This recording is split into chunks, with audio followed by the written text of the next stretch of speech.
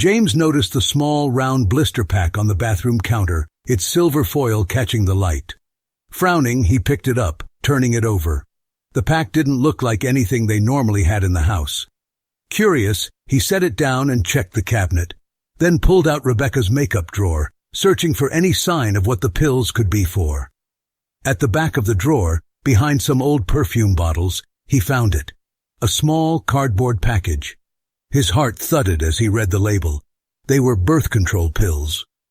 James blinked, hardly able to believe what he was holding. He'd had a vasectomy after their son, Sam, was born, and they hadn't needed any kind of contraceptive since then. He glanced down the hall to make sure the kids, Emily, 6, and Sam, 4, were still playing in the living room. He felt a pang of dread. He didn't want them to sense anything wrong. His mind raced. There was only one reason Rebecca would need birth control pills, and it didn't involve him.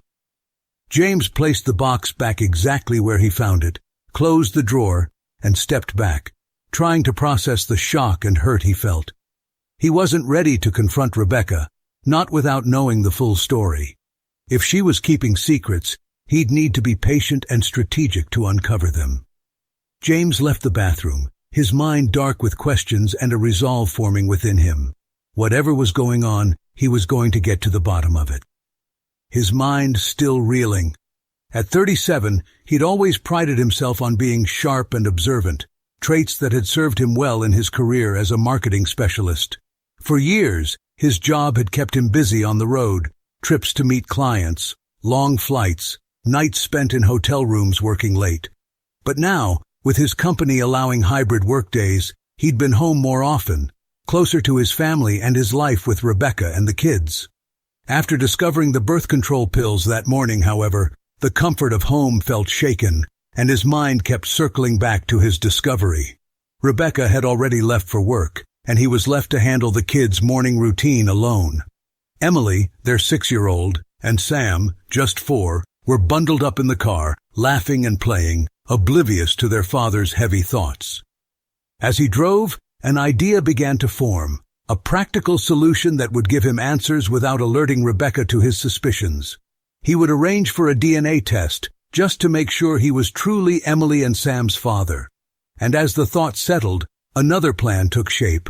He could install a few small surveillance cameras around the house, cameras with audio, so he could monitor what went on when he wasn't home. He wanted to know exactly what Rebecca did on the nights he worked late or had client calls. If something was going on, he'd have proof. He dropped Emily off at school and Sam at daycare, all the while running through the details in his mind. He would need to be discreet, take small DNA samples from each of the kids, and find a reputable lab for testing. The cameras would be harder to hide, but he knew enough about technology to set them up so Rebecca wouldn't notice.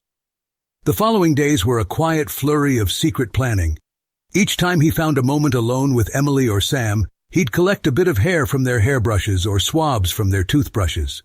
He packaged the samples carefully, sending them off to a lab under a name he made up just for the task. Then, on a night when Rebecca went out with friends, he installed 3 small cameras around the house, one in the living room, one in the kitchen, and one in their bedroom.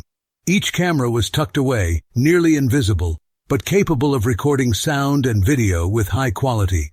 With everything in place, James finally felt a strange sense of control returning. Now he just needed a way to observe without raising suspicion. One evening over dinner, he casually mentioned that he'd be working late the next week. "Got a new project on top of everything else," he said, feigning frustration. "So, I'll probably be in the office until late most nights." Rebecca just nodded, seeming unsurprised. "That's okay, actually," she replied. "Things are quieter for me right now, so I'll have time to catch up on our kids and house." She smiled reassuringly and reached over to give his hand a quick squeeze, and James forced a smile back, his mind already churning with what he might learn once she was home alone. The anticipation gnawed at him. Each day he would leave the house, linger in the car a moment, and then drive to the office, readying himself for whatever the cameras might show him. James spent the week piling on extra work at the office, staying late enough each night that he was nearly the last one out. It was the perfect cover. Every evening before heading home, he'd settle into his chair, open his laptop, and review the camera footage from the day. For the first few days, everything seemed routine. Rebecca had taken a couple of days off work to stay with the kids and run errands. He saw her making dinner, taking the kids to school, and even folding laundry. It was mundane, almost comforting. But on Thursday, something shifted. As he skimmed through the recording, he noticed her sitting in the living room, phone in hand, her voice low but urgent. The sound wasn't great, but James leaned in, listening carefully. From bits and pieces of her conversation, he caught a name that made his stomach tighten. Robert Collins, her boss. The way she spoke was not businesslike at all. He couldn't make out every word, but it was clear they weren't discussing projects or deadlines. Phrases drifted through the static. Meeting, don't worry, and we can make it work. James's hand clenched around the edge of the desk as he watched her, leaning back on the couch, laughing softly into the phone as she twirled a strand of her hair. As he closed the footage that night, a sense of dread clawed at him. It felt like he was seeing a part of Rebecca he didn't recognize, and each passing moment chipped away at the trust he'd once taken for granted. But nothing could have prepared him for what he saw on Friday. Rebecca was in the kitchen, packing lunches and helping the kids get ready for school. Sam, with his backpack nearly half his size, was laughing as Rebecca knelt down to his eye level. James turned up the volume, and that's when he heard her say it. "So kids, when you're done with school today, we're going to visit Robert for a few hours."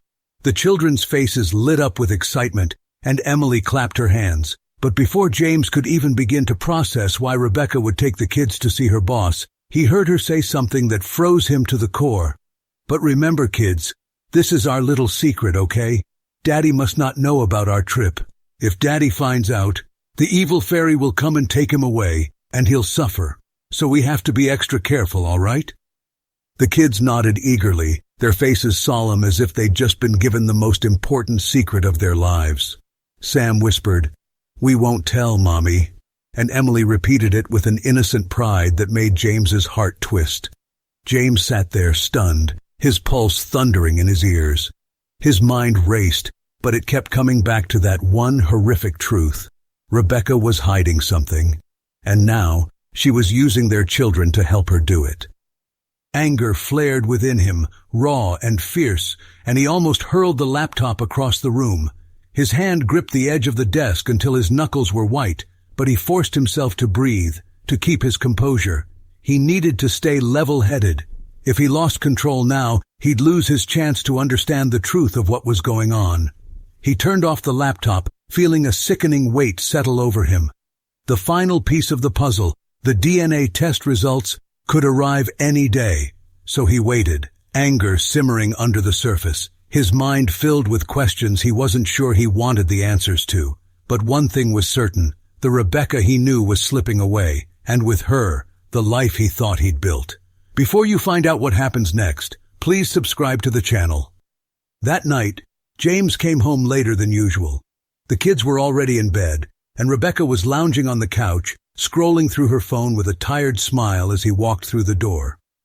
"Long day?" she asked, looking up at him. "Yeah, another long one," he replied, forcing a small smile as he leaned in to kiss her on the cheek. The warmth felt hollow now, a formality as he fought the urge to pull away. He held on to his composure, acted the part of the tired but loving husband, asking her about her day, making small talk, even as the image of her secretive words with the kids haunted him.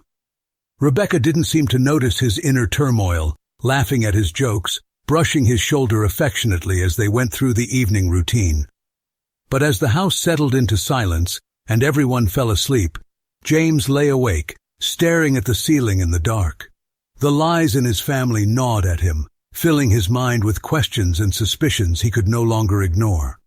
Rebecca's secrecy, the strange trip with the children, the conversations he'd overheard, it was all circling in his head, tightening around him like a vice. By 3 a.m, he couldn't take it anymore. He slipped out of bed. Rebecca's phone lay on her nightstand, and he grabbed it, his hand trembling as he closed the bedroom door quietly behind him.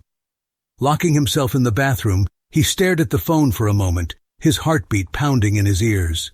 He'd never gone through her phone before. They had always respected each other's privacy, but that trust was shattered now. He took a breath, tapped the screen, and began trying passwords, each attempt laced with anxiety. After a few wrong tries, he entered Emily's birth date. The screen unlocked. The screen glowed in the dim light of the bathroom as he navigated to her messages. He scrolled through the usual conversations with friends, her mom, and then found the messages from Robert. His breath hitched as he opened the conversation, each line filling him with a new wave of dread. Some messages were about work, deadlines, upcoming meetings, the usual office chatter. But interwoven were other texts. Can't wait to see you. About tomorrow? Same place? Miss you. James's hands shook, his stomach tightening as he scrolled further. Each message felt like a punch, but it was the last one he read that hit hardest of all. I can't leave my husband yet. This transition has to be smooth. James felt the floor tilt beneath him. She had been planning to leave him. This wasn't just some momentary lapse, some fling that she'd end. This was something deeper, something intentional. He saw then that the conversation seemed incomplete, like someone had gone back and deleted parts of it. But this message, this confession, had been left behind. Silently, with steady hands despite the shaking inside, he took out his own phone and snapped photos of each incriminating message. His mind felt like it was moving through quicksand, caught between disbelief and the realization that the life he thought he'd built was slipping away. Once he had the proof, he quietly returned Rebecca's phone to the nightstand and climbed back into bed beside her. She was fast asleep, completely unaware of the storm raging beside her. He stared at the ceiling, sleep eluding him as he tried to process everything he'd discovered. James barely recognized himself as he looked into the mirror on Saturday morning. Dark shadows had settled beneath his eyes, and his face looked hollow, almost lifeless. Rebecca noticed it too, her brow furrowing with concern as they had breakfast. You look tired, she said gently, reaching out to touch his arm. Are you okay? He forced a smile, shaking his head slightly. Just a rough few days.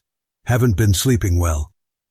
Rebecca seemed to accept this, but all weekend long, James felt her watching him, sensing the distance he worked so hard to keep hidden. Each time she looked at him, he fought down the emotions, anger, betrayal, sadness, that threatened to break through. By Sunday night, he was counting down the hours until he could escape the house and go back to work. On Monday, just before noon, James's phone buzzed with an alert. His heart pounded as he opened the email. There it was, the DNA test results. His hands felt numb as he read the words over and over, disbelief settling into painful clarity. Probability of paternity, 0%. The world around him felt as if it had dropped away, leaving him floating in a void. Emily and Sam, they weren't his. He was living someone else's lie, raising someone else's children. And with Rebecca's secret meetings with Robert, the pieces fell into place. Robert Collins wasn't just Rebecca's boss. He was likely the father of the children James had been calling his own for years. He took a shaky breath, anger sparking like a wildfire in his chest. There would be no smooth transition, no life built on her lies. He was done. He'd make sure Rebecca faced the consequences. He told his boss he needed the rest of the day off for an emergency, then called Angela Miller, a highly regarded lawyer. He'd helped her with her firm's marketing. Now he was cashing in that favor, but for something far more personal than either of them had imagined. The lawyer's office was quiet and modern, with Angela's degrees lining the walls. She greeted him warmly, her eyes bright but steady. James, she said, gesturing him into a seat. It's been a while. You sounded, well, urgent. James took a seat, his body tense. For a moment, he struggled to find the words, but then it all spilled out. The pills, the cameras, the secret meetings, and finally, the DNA results that had shattered everything. Angela listened intently, her expression focused, her hands folded as he laid out every detail. When he finished, she leaned back, exhaling slowly. James, she said gently, first of all, I'm really sorry. This is a betrayal on every level. But before you take any drastic steps, you need to think carefully about the path forward. Emotionally, this is brutal, but legally, we can build a strong case. James nodded, his anger tempered only slightly by her calm demeanor. I can't keep living this lie, Angela. She's been using me, and now I'm raising another man's children. I don't even know if they're often going to Robert's house to spend time with him when I'm not around. His fists clenched as he spoke. Angela gave a thoughtful nod, choosing her words carefully. I understand, and I'm sure you want this done yesterday, but the best outcome here will come if we're strategic. Divorce proceedings can get ugly fast, especially when there's infidelity involved, and children. She continued, leaning forward. I want you to start protecting your assets now. Gather any important financial documents, account statements, proof of purchases, anything that shows your income and savings. You'll need everything documented if we're going to make this a clean break. James looked at her, his eyes steely. I want to make sure she doesn't get a dime more than she deserves. Angela nodded. We'll push for that, but the court will likely consider the kids' best interests, regardless of who their biological father is. You'll need to be prepared. Also, depending on how things play out, we may need to contact Robert as part of the proceedings. Good, James replied bitterly. I want him dragged into this. I want both of them to face what they've done. Angela held his gaze, her voice soft but firm. And we'll get there.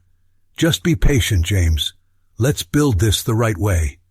That means you don't confront Rebecca yet. Let her think everything's normal. In the meantime, I'll get the necessary documents filed, and we'll plan out the best approach to come out of this with you on top. James took a deep breath, feeling his anger recede just enough to see the plan forming before him. Angela was right. He had to be smart about this, for his sake, and for his future. Thank you, Angela, he said quietly. I'll do whatever it takes. Angela smiled, a hint of determination in her eyes. We'll make sure they don't get away with this, James. You're in good hands. The weeks that followed were a whirlwind of quiet planning and careful preparation. Under Angela's guidance, James took every step necessary to secure his assets and protect himself legally. Together they documented everything with airtight precision. Angela moved efficiently, drafting a potential fraud charge against Rebecca, including a compensation claim for the years James had unknowingly raised children who were not biologically his. Angela also helped him set up a trust to shield his assets, preserving his savings, investments, and property from being divided in the inevitable divorce proceedings. She crafted a strategy that gave James every possible advantage, preparing him not only to break away from Rebecca, but to reclaim his future. By the time they were ready, James felt a steady sense of determination growing within him. The pieces were finally in place. All that was left was to deliver the papers and watch it unfold. One evening, he found Rebecca in the living room, scrolling through her phone with a relaxed expression. The sight made his heart twist, but he steeled himself, gripping the papers in his hand as he stepped into the room. Rebecca, he said evenly, holding out the documents. We need to talk. She looked up, puzzled, but as her eyes landed on the papers, her expression changed from confusion to shock, then to a simmering anger. She snatched the documents from his hand, her face reddening as she scanned the pages. What is this? She demanded, her voice shaking. Are you seriously doing this? James crossed his arms, his voice calm but firm. It's exactly what it looks like, Rebecca. I know everything. Her eyes widened, then narrowed in a flash. James, don't be ridiculous. You're blowing everything out of proportion. You're just paranoid, she sputtered, desperately trying to regain control. He shook his head. This isn't paranoia, Rebecca. Rebecca's face contorted with rage, and her voice dropped to a low hiss. James, you're being insane. Think about the children. You're going to destroy everything for them with this madness. He shook his head slowly, his voice even. No, Rebecca, you did that. You've been lying to me for years, and now you want to use the kids to keep me here? I won't be manipulated. Not anymore. Rebecca's anger turned into desperation. "They're your children, James. You've raised them, loved them. What kind of father just walks away?" But James refused to be swayed. He looked at her steadily, then turned and left the room, his heart pounding as he walked out of the house and drove away. He parked at a quiet overlook nearby, needing space to breathe, to clear his mind. Sitting alone in his car, he opened his laptop, connecting to the live feed from the cameras he had installed weeks earlier. He found Rebecca in the kitchen, pacing in agitation as she dialed a number. He turned up the volume and listened as she spoke, her words raw with anger and panic. "Robert," she said, her voice trembling. "He handed me the divorce papers. He knows Robert. Somehow he found out about everything. It's too soon. He wasn't supposed to figure it out yet." James's pulse quickened as he watched her run a hand through her hair, clearly shaken. "I should have filed for divorce first, like we planned," she continued, her voice bitter. "If I'd done it sooner, I could have locked everything down before he knew what was going on. But your divorce just had to drag out, didn't it? All because of your ex and her fertility issues. I warned you this would happen if we waited too long." The realization hit James with a sickening clarity. She had planned this from the beginning. Every lie, every secret, every word spoken in trust. It was all a calculated move in her twisted game. James whispered a quiet, fervent thank you to whatever higher power had helped him uncover the truth. He was deeply grateful to have caught on in time, to have a chance to protect his assets, his future, and, most importantly, his self-respect. He had been blindsided, betrayed, but at least he had found out before it was too late to reclaim his life. Now, with Angela's help, he would see this through to the end. With Angela's guidance, James orchestrated a meticulous legal battle designed not just to end his marriage, but to expose Rebecca's betrayal in full view of the people she had deceived. It was painful, ruthless work, but after years of living a lie, James was determined to hold her accountable. The first step was to ensure that Rebecca's friends and family understood the real reason for the divorce.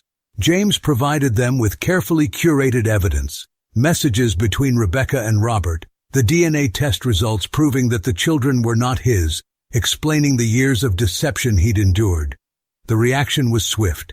Shock, disgust, and heartbreak rippled through her social circles, leaving Rebecca isolated, scrambling to defend herself as she realized the full reach of James's strategy.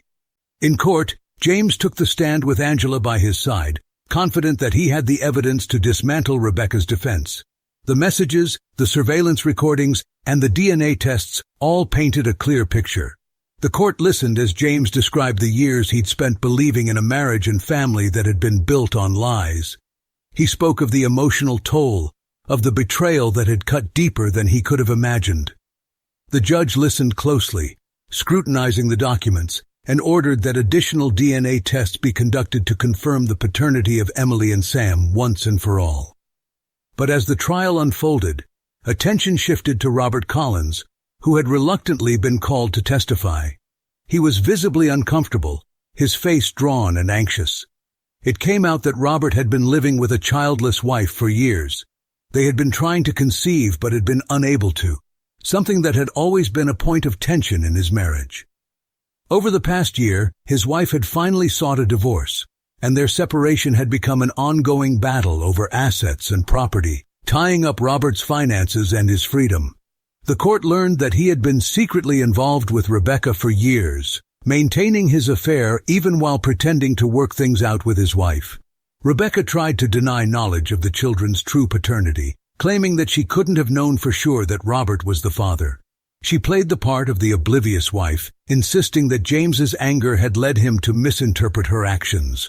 But the evidence, dozens of messages, their intimate conversations, and the final DNA results confirmed otherwise. Emily and Sam were, in fact, Robert's children. The judge's gaze lingered on Rebecca, unimpressed by her denials as her entire story unraveled. At the end of the trial, the judge ruled in James's favor. He was granted a legal emancipation from the marriage, absolving him of any future financial responsibility to Rebecca or her children. His assets remained protected, safe from the division Rebecca had once plotted for. The court acknowledged the extraordinary deceit and awarded him significant compensation for the years he had been misled into supporting children who were not his own. As the gavel fell, signaling the end of the proceedings, a profound sense of relief washed over James. It was the end of a toxic chapter, a closing of doors on the betrayal and heartache that had ruled his life. Free at last, James left the courthouse with his head high, feeling like he had reclaimed his dignity and his future. With Angela's steadfast support, he had won back his life, and now he was ready to start fresh. The weeks that followed were full of small victories. He moved into a new home, started focusing on his career with renewed energy, and rediscovered the peace he hadn't felt in years. For the first time in a long time, James felt whole. The weight of deception was gone, and he was ready to face whatever lay ahead with a clear conscience and a stronger sense of self. If you enjoyed the story, please subscribe to the channel. I wish you a great mood and good luck.